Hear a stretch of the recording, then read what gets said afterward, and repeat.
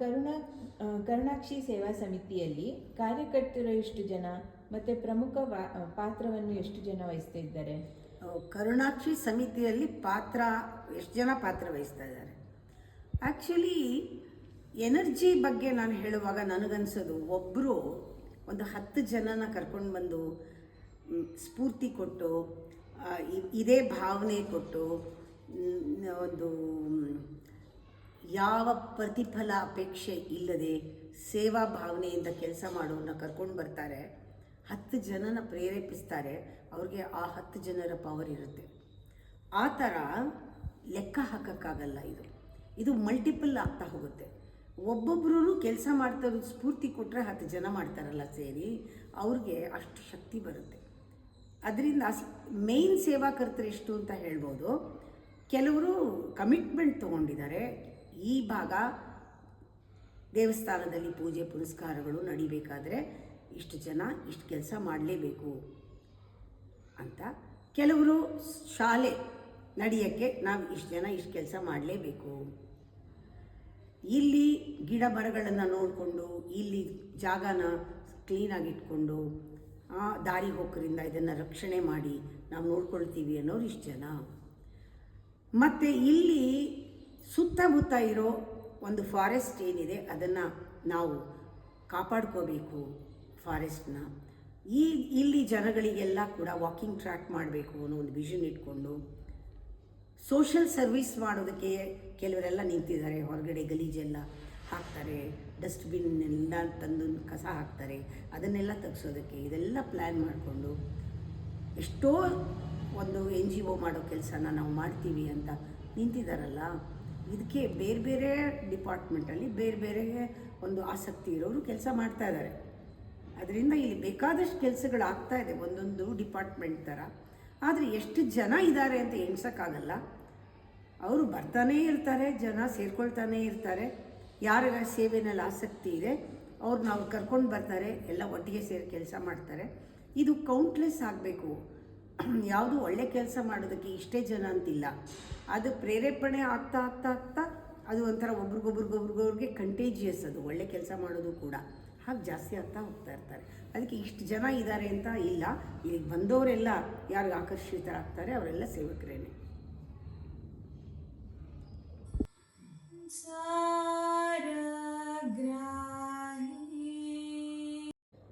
ಕರುಣಾಕ್ಷಿ ಸೇವಾ ಸಮಿತಿಗೆ ಹಣ ಅಂದರೆ ಸೋರ್ಸ್ ಎಲ್ಲಿಂದ ಬರುತ್ತಮ್ಮ? ಕರುಣಾಕ್ಷಿ ಸೇವಾ ಸಮಿತಿಗೆ ಹಣ ಸೋರ್ಸ್ ಎಲ್ಲಿಂದ ಬರುತ್ತೆ? ಹಣಕ್ಕೆ ಸೋರ್ಸೇ ಕರುಣಾಕ್ಷಿ ಸೇವಾ ಸಮಿತಿ. ಅಂದರೆ ಯಾವುದು ಸೋರ್ಸ್ ಅಂತ ಹೇಳ್ತೀವಿ, that which is aligned with the cosmos. ಅದು ಅಬ್ಸ್ಟ್ರಾಕ್ಟ್. ದಟ್ ಗ್ರ್ಯಾಟಿಟ್ಯೂಡ್, ಲವ್, ಆ ಸೇವಾ ಭಾವ, ಆ ಎಮೋಷನ್, ಇದನ್ನು ಆಕಾರ ಕೊಡೋಕ್ಕಾಗಲ್ಲ. ನಿರಾಕಾರವಾದ ಒಂದು ಮಹಾನ್ ದೊಡ್ಡ ಶಕ್ತಿ ಅದು. ಅದೇ ಕಾಸ್ಮಾಸ್, ಅದೇ ಪರಮಾತ್ಮ. ಕಣ್ಣು ಕಾಣದೇ ಇರೋದೊಂದು ಶಕ್ತಿ, ಅದೇ ಸೋರ್ಸ್. ಅದಕ್ಕೊಂದು ಹೆಸರು ಕೊಟ್ಟಿದ್ದೀವಿ, ಕರುಣಾಕ್ಷಿ ಅಂತ. ಆ ಹೆಸರಿನಲ್ಲಿ ಕೆಲಸ ಮಾಡೋದನ್ನು ನಾವು ಕರುಣಾಕ್ಷಿ ಸೇವಾ ಅಂತ ಹೇಳ್ತೀವಿ. ಸಮಿತಿ ಏನು? ಆ ಮನೋಧರ್ಮದಲ್ಲಿ ಕೆಲಸ ಮಾಡೋರೆಲ್ಲ ಆ ಸಮಿತಿನಲ್ಲಿ ಇದ್ದಾರೆ. ಸಮಿತಿ ಅಂದರೆ ಗುಂಪು, ಒಂದು ಗುಂಪು ಇದ್ದಾರೆ ಅಂತ. ಅವರಿಗೆ ಕೆಲಸ ಆಗೋದು ಮುಖ್ಯ. ಸೇವೆಯಲ್ಲಿ ದುಡ್ಡು ಮುಖ್ಯ ಆಗಲ್ಲ.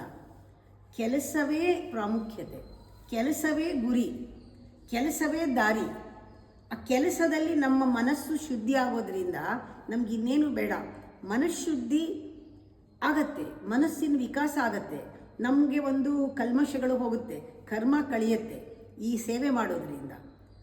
ಈ ಪ್ರಾಸೆಸ್ನಲ್ಲಿ ನಡೆದಾಗ ಯಾವ್ಯಾವ ಕೆಲಸ ನಾವು ಆರಿಸ್ಕೊಳ್ತೀವೋ ಆ ಕೆಲಸ ಚೆನ್ನಾಗಾಗಕ್ಕೆ ಎಲ್ಲ ಥರ ಶಕ್ತಿಗಳು ಬಂದಲ್ಲಿ ಕೂಡ್ಕೊಳ್ಳುತ್ತೆ. ಜನ ಹೇಗೆ ಬಂದು ಸೇರ್ತಾರೋ ಹಣನೂ ಹಾಗೆ ಬರುತ್ತೆ. ಹಣನೂ ಒಂದು ಶಕ್ತಿ. ಕರುಣೆ ಹೇಗೆ ತಾಯಿ ಪಾರ್ವತಿನೋ ತಾಯಿ ಸರಸ್ವತಿನೋ, ಹಾಗೆ ಹಣವೂ ಕೂಡ ತಾಯಿ ಲಕ್ಷ್ಮಿ ಅಲ್ವಾ? ಅವಳು ಇನ್ನೊಂದು ರೂಪ. ಅದು ಅವಳು ಸೇವೆ ಮಾಡ್ತಾ ಇದ್ದರೆ ಅವಳು ಆ ಸೇವೆಗೆ ಏನೇನು ಬೇಕೋ, ಯಾವ್ಯಾವ ಕಾಲದಲ್ಲಿ ಏನೇನು ಬೇಕೋ ಎಲ್ಲವನ್ನೂ ಅವಳು ತರ್ತಾಳಲ್ಲ, ನಾನಾ ರೂಪದಲ್ಲಿ ಮ್ಯಾನಿಫೆಸ್ಟ್ ಆಗ್ತಾ ಬರುತ್ತೆ. ಜನಗಳು ಬರ್ತಾರೆ ಸಮಯಕ್ಕೆ, ಆಮೇಲೆ ಅವರ ಶಕ್ತಿಗಳು, ಅವ್ರ ಐಡಿಯಾಸು, ಅವ್ರ ಕ್ರಿಯೇಟಿವಿಟಿ, ಹಣ ಎಲ್ಲವೂ ಬರುತ್ತೆ. ಇವತ್ತುವರೆಗೂ ಅದು ಹಾಗೆ ನಡ್ಕೊಂಡು ಬರ್ತಿತ್ತು, ಮುಂದೇನೂ ಹಾಗೆ ನಡ್ಕೊಂಡು ಹೋಗುತ್ತೆ. ಯಾಕೆ ದುಡ್ಡಿಟ್ಕೊಂಡು ಕೆಲಸ ಮಾಡಲ್ಲ, ಕೆಲಸ ಶುರು ಮಾಡಿದ್ರೆ ದುಡ್ಡು ಬರುತ್ತೆ. ಒಳ್ಳೆ ಉದ್ದೇಶ ಇಟ್ಕೊಂಡ್ರೆ ಒಳ್ಳೆ ಕಡೆಯಿಂದ ದುಡ್ಡು ಬರುತ್ತೆ. ಬರೀ ದುಡ್ಡಲ್ಲ, ಇನ್ನೂ ಏನೇನೋ ಸೇವೆಗಳು ಬರುತ್ತೆ, ಅದನ್ನು ವರ್ಣನೆ ಮಾಡೋಕ್ಕಾಗಲ್ಲ. ಆ ಕೆಲಸ ಮುಗಿಯೋವರೆಗೂ ಬರ್ತಾ ಇರುತ್ತೆ. ಇದು ಒಂದು ಭಾರಿ ದೊಡ್ಡ ನಂಬಿಕೆ ಮೇಲೆ ಇದು ನಡೆಯೋದು. ಅದಕ್ಕೆ ನಾನು ಭಗವದ್ಗೀತೆ ಮೇಲೆ ಎಲ್ಲ ಪ್ರಮಾಣ ಹಾಕಿ ಒಂದು ಮಾತಾಡ್ತಾರಲ್ಲ, ಅದು ಆಮೇಲೆ ಅವರು ಮಾತಾಡ್ತಿರೋದು ಈ ಸತ್ಯವೋ ಅಸತ್ಯವೋ ಅದು ನ್ಯಾಯಾಲಯದಲ್ಲಿ ಗೊತ್ತಾಗೋದೇ ಇಲ್ಲ. ಆದರೆ ಇದು ನ್ಯಾಯಾಲಯಕ್ಕಿಂತ ಹೆಚ್ಚಿಂದಿದು. ಇದು ಹ್ಯೂಮನ್ ಲಾ ಫಾಲೋ ಮಾಡ್ತೀನಿ ಅಂತಲ್ಲ, ಡಿವೈನ್ ಲಾ ಫಾಲೋ ಮಾಡ್ತೀನಿ ಅನ್ನೋ ಒಂದು ದೇವಾಲಯ ಇದು. ನ್ಯಾಯಾಲಯಕ್ಕಿಂತ ದೊಡ್ಡ ದೇವಾಲಯ.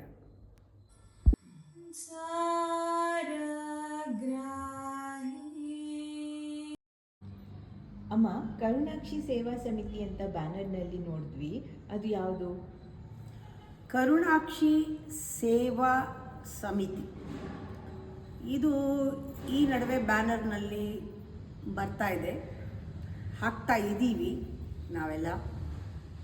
ಏನು ಇಲ್ಲಿ ಬಹಳ ಮುಖ್ಯವಾದದ್ದು ಎನರ್ಜಿ ಯಾವುದು ಅಂದರೆ ಗ್ರ್ಯಾಟಿಟ್ಯೂಡ್, ಕಂಪ್ಯಾಷನ್. ಕರುಣಾಕ್ಷಿ ಬರೀ ಒಂದು ಕಲ್ಲಿನ ವಿಗ್ರಹ ಅಲ್ಲ, ಕ್ವಾಲಿಟಿ. ಆ ಕರುಣಾಕ್ಷಿಯ ವೈಬ್ರೇಷನ್ನೇ ಇಲ್ಲಿ ದಯೆ, ಕರುಣೆ, ಆ ಭಾವನೆಗಳು, ಎಮೋಷನ್ಸ್, ಇಲ್ಲಿ ಎನರ್ಜಿ ಅದು. ಅವಳಿಗೆ ಸೇವೆ ಮಾಡೋದು ಅಂದರೆ ಆ ಭಾವನೆಯಲ್ಲಿ ಇರೋದು ಅಂತ ಅರ್ಥ. ಆ ಥರ ಇರೋರು ಒಂದು ಗುಂಪು, ನಾನು ಕೆಲಸ ಮಾಡ್ತೀನಿ ಲೋಕಕ್ಕಾಗಿ, ಕಲ್ಯಾಣಕ್ಕಾಗಿ, ಸಮಾಜಕ್ಕಾಗಿ, ಒಂದು ಸ್ಥಳಕ್ಕಾಗಿ, ಒಂದು ಕಮಿಟಿಗಾಗಿ, ಅಥವಾ ಒಂದು ಆರ್ಗನೈಸೇಷನ್ಗೆ, ಒಂದು ಗುಂಪಿಗಾಗಿ ನನ್ನಿಂದ ಒಳ್ಳೆ ಸೇವೆ ಆಗಲಿ ಅಂತ ಕರುಣೆಯಿಂದ ಬಂದವರು, ದಯೆಯಿಂದ ಬಂದವರು, ಪ್ರೇಮದಿಂದ ಬಂದವರು ಎಲ್ಲರೂ ಸೇರಿ ಒಂದು ಸಮಿತಿಯನ್ನು ಮಾಡಿಕೊಂಡು, ಒಂದು ಗುಂಪನ್ನು ಮಾಡಿಕೊಂಡು ಆ ಹೆಸರಿನಲ್ಲಿ, ಆ ಭಾವನೆಯಲ್ಲಿ ಸೇವೆ ಮಾಡ್ತಾ ಇದ್ದಾರಲ್ಲ, ಅವರು ಬಹಳ ಶಕ್ತಿವಂತರು.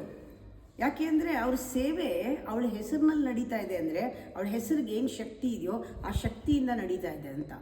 ಕರುಣಾಕ್ಷಿಗೆ ಸೇವೆ ಅಂದರೆ ಅವಳೇನೇನು ಇದು ಕೊಡಿ ಅದು ಕೊಡಿ, ಮನೆ ಕಟ್ಟಿ, ನನಗೆ ದೇವಸ್ಥಾನ ಕಟ್ಟಿ, ಅದು ಮಾಡಿ ಇದು ಮಾಡಿ ಅಂತ ಹೇಳಿಲ್ಲ. ಕರುಣೆಯ ಒಂದು ಭಾವನೆ ನಂದು ನಿಮ್ಮಲ್ಲಿ ಒಂದು ಪ್ರಚೋದನೆ ಮಾಡಿದ್ದೀನಿ, ಆ ಕರುಣೆಯಿಂದ ನೀವು ಕೆಲಸ ಮಾಡಿ ಅಂತ ನಮಗೆ ಆಜ್ಞೆ ಆಗಿದೆ. ಆ ಕರುಣೆಯಿಂದ ನಾವು ಈ ಜಾಗನ ದಯೆ, ಕರುಣೆ, ಪ್ರೀತಿಯಿಂದ ನೋಡ್ಕೋತಾ ಇದ್ದೀವಿ. ಅದರಿಂದ ಆ ಸಮಿತಿಗೆ ಆ ಹೆಸರು ಚೆನ್ನಾಗಿದೆ, ಕರುಣಾಕ್ಷಿ ಸೇವಾ ಸಮಿತಿ ಅಂತ ಹೆಸರು ಬಂತಷ್ಟೇ.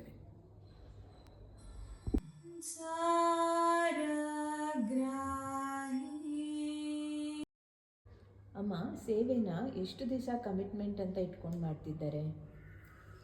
ಸೇವೆಗೆ ಇಷ್ಟು ದಿನ ಅಂತ ಇಲ್ಲ. ಕಮಿಟ್ಮೆಂಟ್ ಇಂಪಾರ್ಟೆಂಟ್ ಇಲ್ಲಿ ಸೇವೆಗಿಂತ. ಕಮಿಟ್ಮೆಂಟ್ ಇಟ್ ಸೆಲ್ಫ್ ಈಸ್ ಸೇವಾ in the beginning. Life commitment, ನಾನು ಇರೋವರೆಗೂ, ನೀವಿರೋವರೆಗೂ, ನಿನ್ನ ಕೈಲಾಗೋವರೆಗೂ ಅಲ್ಲ, ನೀನು ಇರೋವರೆಗೂ. ಆವಾಗ ನಿನ್ನ ಕೈಲಾಗತ್ತೆ, ನೀನು ಇರೋವರೆಗೂ ನಿನ್ನ ಶಕ್ತಿ ಇರುತ್ತೆ. ಯಾಕೆ ನೀನು ಮಾಡ್ತಾ ಇರೋದು ಸೇವೆ ಅಲ್ವಾ? ಅದಕ್ಕೆ ನಾನು ಇಷ್ಟು ದಿನ ಮಾಡ್ತೀನಿ, ಇಷ್ಟು ದಿನ ಆದಮೇಲೆ ಇನ್ನೊಬ್ಬರು ಮಾಡ್ತಾರೆ, ಪಾಳಿ ಇಲ್ಲ ಇಲ್ಲಿ. ನನ್ನ ಕೈಲಿ ಇಷ್ಟೇ ಆಗೋದು, ನನ್ನ ಕೈಲಾಗದೇ ಇದ್ದರೆ ಮಾಡ್ಸೋಕ್ಕೆ ಆಗುತ್ತೆ. ನನ್ನ ಕೈನಲ್ಲಿ ನಿಂತ್ಕೊಂಡು ಮಾಡ್ಸೋಕೆ ಒಟ್ಟಲ್ಲಿ ಆ ಕೆಲಸ ಆಗೋಕ್ಕೇನು ಬೇಕು ಅದನ್ನು ಮಾಡ್ತೀನಿ. ಹೀಗೆ 99 ವರ್ಷ ಆದ್ರೂ ಇಲ್ಲಿ ಸೇವೆ ಮಾಡ್ತಾಯಿದ್ದಾರೆ. ಕೈಲಾಗದೇ ಇದ್ದರೆ ಆಗೋರ ಹತ್ರ ಮಾಡಿಸ್ತಾರೆ. ಅವ್ರ ಸ್ಫೂರ್ತಿನಲ್ಲಿ ಇಲ್ಲಿ ಕೆಲಸ ನಡೆಯುತ್ತೆ. ಇವತ್ತು ಯಾರು ಮಾಡಿ ಹೋಗಿದ್ದಾರೆ, ಎಷ್ಟೋ ಜನ ದೇಹದಲ್ಲಿ ಇಲ್ಲ ಇವತ್ತು, ಅವ್ರು ಜ್ಞಾಪಿಸ್ಕೊಂಡ್ರೆ ಆ ಕೆಲಸ ಆಗಬೇಕು ಅಂತ ಎಲ್ಲರಿಗೂ ಬರುತ್ತೆ. ಅಷ್ಟು ಸ್ಫೂರ್ತಿಯಿಂದ ಕೆಲಸ ಮಾಡಿದವರು ಇಲ್ಲಿದ್ದಾರೆ, ಇವತ್ತು ಇದ್ದಾರೆ. ಅವ್ರ ದೇಹದಲ್ಲಿ ಇಲ್ಲದೆ ಇದ್ದರೂ ಕೂಡ ಇವತ್ತು ನಮ್ಮ ಪಾಲಿಗೆ we feel their presence every work, every action. ಅವ್ರು ಇಲ್ಲಿ ಕೆಲಸ ಮಾಡಿದ ತಕ್ಷಣ ಇದು ನಿಸ್ವಾರ್ಥವಾಗಿ ಮಾಡಿದ್ರಿಂದ ಅವ್ರ ಸೋಲ್ ಇವತ್ತು ಕೂಡ ಎಲ್ಲೇ ಹುಟ್ಟಿರಲಿ, ಎಲ್ಲೇ ಇರಲಿ, ಇವತ್ತು ಅವರ ವಿಕಾಸಕ್ಕೆ ಇದು ಸಾಕ್ಷಿಯಾಗಿ ಅವರಿಗೆ ಸಹಾಯ ಮಾಡ್ತಾ ಇದೆ. ಅವರು ಇವತ್ತೂ ಬೆಳೀತಾ ಇದ್ದಾರೆ ಇದರಿಂದನೇ, ಸೇವೆ ಮಾಡ್ತಿರೋದ್ರಿಂದ. ಈ ನಂಬಿಕೆಯಲ್ಲಿ ಇದಕ್ಕೆ ಅವಧಿ ಇಲ್ಲ, ನಾನು ಇರೋವರೆಗೂ ಇದು ನಡೀತಾ ಇದೆ. ಅಷ್ಟೇ ಅಲ್ಲ, ನಾನು ಇಲ್ಲದೇ ಇದ್ದರೂ ನಡೆಯುತ್ತೆ. ಅಷ್ಟೇ ಅಲ್ಲ, ಸೂರ್ಯ ಚಂದ್ರ ಇರೋವರೆಗೂ ಇದು ನಡೆಯುತ್ತೆ. ಈ ಕಮಿಟ್ಮೆಂಟ್ನ 35 ವರ್ಷದ ಕೆಳಗೆ ನಾನು ತಗೊಂಡಿದ್ದೆ. ದೇವಸ್ಥಾನ ಎಲ್ಲಿವರೆಗೂ ನಡೆಯುತ್ತೆ ಅಂದರೆ ಸೂರ್ಯ ಚಂದ್ರ ಇರೋವರೆಗೂ ನಡೆಯುತ್ತೆ. ನಾನು ಮುಖ್ಯ ಅಲ್ಲ, ಅಲ್ಲಿ ಅದು ನಡೆಯೋದು ಮುಖ್ಯ ಅಂದಾಗ ಕಮಿಟಿ ಫಾರ್ಮ್ ಆಗಿರೋದು, ಅದು ಬೆಳೀತಾ ಹೋಗುತ್ತೆ.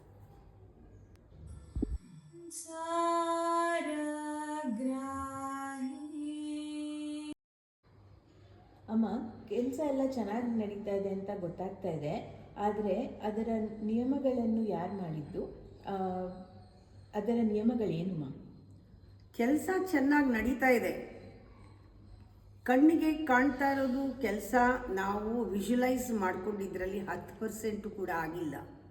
ಇನ್ನೂ 90% ಕೆಲಸ ಬಾಕಿ ಇದೆ. ಅದಾದಮೇಲೆ ಡೆವಲಪ್ಮೆಂಟ್ ಬೇರೆ ಥರ ಆಗಬೇಕು ಸೆಕೆಂಡ್ ಸ್ಟೇಜಲ್ಲಿ. ಅಂದಮೇಲೆ ಇದು ಇನ್ನೂ ನೆಟ್ವರ್ಕ್, ಇನ್ನೂ ಒಂದು ಹೇಗೆ ಸ್ಟ್ರಕ್ಚರ್ ಅಂತೀವಲ್ಲ, ಇನ್ನೂ ಆ ಥರ ಸ್ಕೆಲಿಟನ್ ಇದೆ ಅಷ್ಟೇನೆ. ಇನ್ನೂ ಅದರಲ್ಲಿ ತುಂಬಬೇಕೆಲ್ಲ, ತುಂಬಿ ಒಂದು ಮ್ಯಾನಿಫೆಸ್ಟೇಷನ್ ಆಗಬೇಕು. ಕೆಲಸ ಚೆನ್ನಾಗಿ ಆಗ್ತಿದೆ. ಇಷ್ಟಾಗದೇ ಇದ್ದರೆ ಅಷ್ಟಾಗಲ್ಲ, ಇಷ್ಟಾಗದ್ಮೇಲೆ ಏನಾದ್ರು ಒಂದಿಷ್ಟು ಮಾಡಿರಲೇಬೇಕು. ಆದರೆ ಯಾವುದೇ ಕರ್ಮ ಆಗಬೇಕಾದ್ರೆ ಅದಕ್ಕೆ ಕೆಲವು ನಿಯಮಗಳಿರುತ್ತೆ. ಆ ನಿಯಮಗಳಲ್ಲಿ ಆಗಿದ್ದ ಕೆಲಸ ಮಾತ್ರ ಬೆಳೆಯುತ್ತೆ, ಉಳಿಯುತ್ತೆ, ಬೆಳೆಸತ್ತೆ, ಉಳಿಸತ್ತೆ, ವಿಕಾಸ ಆಗುತ್ತೆ.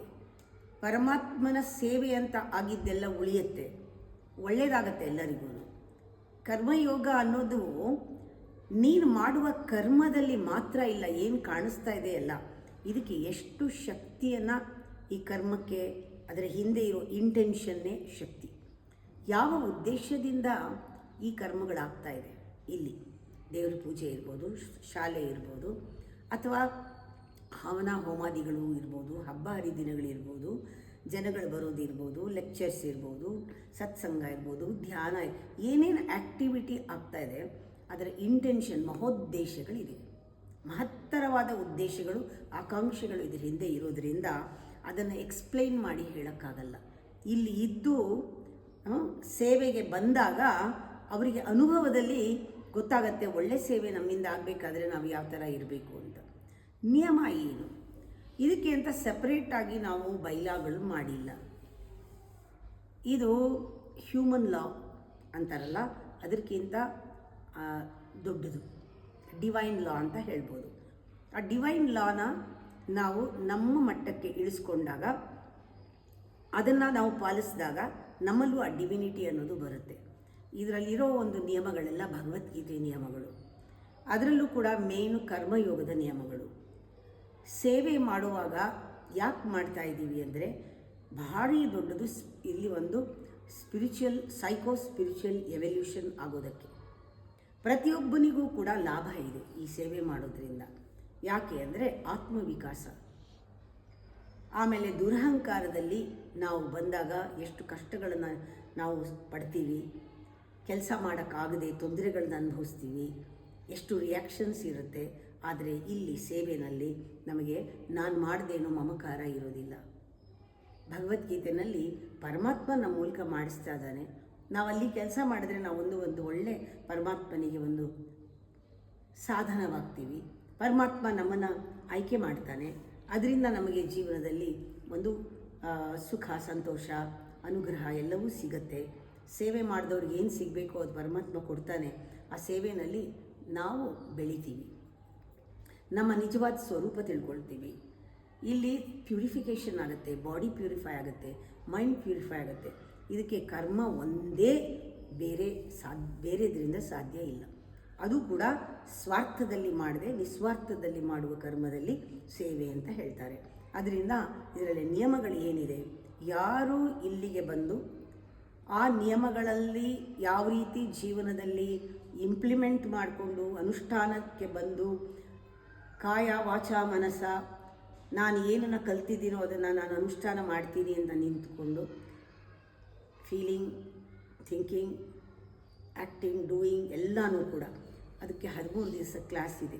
ಜೀವನ ಧರ್ಮ ಯೋಗದಲ್ಲಿ 13 ದಿನದ ಕ್ಲಾಸ್ ಮಾಡಿ ಹೈಯರ್ ಕೋರ್ಸ್ ಮಾಡಿಕೊಂಡು ಇಲ್ಲಿ ನಡೀತಾ ಇರುವಂತಹ ಪೂಜೆ ಏನು ನಡೆಯುತ್ತೆ, ದೇವಿ ಪೂಜೆ ಇರ್ಬೋದು, ಶಿವನ ಪೂಜೆ ಇರ್ಬೋದು, ಗುರು ಸೇವೆ ಇರ್ಬೋದು, ಎಲ್ಲವೂ ಕೂಡ ಯಾವ ರೀತಿ ನಡೆಸಬೇಕು ಆ ರೀತಿ ವೇದಗಳೇನು ಹೇಳ್ತಿದೆ, ವೇದಾಂಗಗಳೇನು ಹೇಳ್ತಿದೆ, ಪುಸ್ತಕದಲ್ಲಿ ಸ್ಕ್ರಿಪ್ಚರ್ಸು ನಮ್ಮ ಕಲ್ಚರ್ ಏನಂತ ಸಾರ್ತಾ ಇದೆ ಅದರ ಬೇಸಿಕ್ ಆಗಿಟ್ಕೊಂಡು ಅದನ್ನು ಬೇಸ್ ಮಾಡಿ ಅಮ್ಮ ಹೇಳ್ಕೊಡ್ತಾ ಇರುವಂಥ ಪಾಠವನ್ನು ಕಲ್ತ್ಕೊಂಡವರೇ ಇಲ್ಲಿ ಮೇನ್ ಅಧಿಕಾರದಲ್ಲಿ ಇದ್ದಾರೆ. ಈ ಕೇಂದ್ರದಲ್ಲಿ ಅಂದರೆ ಕರುಣಾಕ್ಷಿ ಸೇವಾ ಸಮಿತಿಯಲ್ಲಿ ಮುಖ್ಯ ಪಾತ್ರ ತೆಗೆದುಕೊಂಡವರಿಗೆಲ್ಲ ಈ ಶಿಕ್ಷಣ ಆಗಿದೆ. ಅವರಿಗೆ ಗೊತ್ತು ಯಾವ ನಿಯಮದಲ್ಲಿ ಕೆಲಸ ಮಾಡಿದ್ರೆ ಇದು ಉದ್ಧಾರ ಆಗುತ್ತೆ, ಹೇಗೆ ಮಾಡಬೇಕು ಅಂತ. ಇವರು ಮಾಡ್ತಾ ಇದ್ದಾಗ ಆ ಸ್ಫೂರ್ತಿನಲ್ಲಿ ಮಾಡೋದಕ್ಕೆ ಜನ ಬರೋದು, ಜನ ಮಾಡೋದು ಅದರ ಮೇಲೆ ಹೋಗುತ್ತೆ. ಅದಕ್ಕೆ ನಾವು ಯಾರಾದ್ರೂ ಮುಖ್ಯವಾಗಿ ಆ ಕಮಿಟಿಗೆ ಆಟೋಮ್ಯಾಟಿಕ್ಕಾಗಿ ಆ ಒಂದು ಆವರಣಕ್ಕೆ ಬಂದುಬಿಡ್ತಾರೆ. ಯಾರು ಕಮಿಟ್ಮೆಂಟ್ ತೊಗೊಂಡಿದ್ದಾರೋ ಅವರು ಮುಂದೆ ಇರ್ತಾರೆ, ಲೀಡರ್ ಆಗ್ತಾರೆ. ಯಾರಿಗೆ ಆಸಕ್ತಿ ಇದೆ ಅವ್ರು ಕೆಲಸ ಮಾಡೋಕ್ಕೆ ಶುರು ಮಾಡಿದೆ ಆಟೋಮ್ಯಾಟಿಕ್ಕಾಗಿ ಅವರು the occupy the higher levels. ಯಾರು ನೀನು ಪ್ರೆಸಿಡೆಂಟು, ನೀನು ಸೆಕ್ರೆಟ್ರಿ ಅಂತ ಮಾಡಲ್ಲ.